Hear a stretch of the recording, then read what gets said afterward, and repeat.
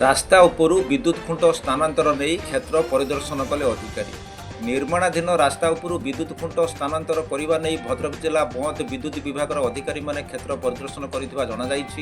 गत किछि दिन धरी नीलक पंचायत अधीन नीलक ठारू पड़ियापड़ा भाइया घरपदा आदि रास्तार निर्माण कार्य चलुवा बेले नीलक मझीसाही रास्ता उपरे पूर्वरु थिबा विद्युत खुंट को स्थानांतर करा न जाई रास्ता कार्य चलिथिबार देखा जायछि। फल रास्ता उपरे विद्युत खुंट रहिले आगक बहु दुर्घटना घटियो बोली आशंका प्रकाश पाई।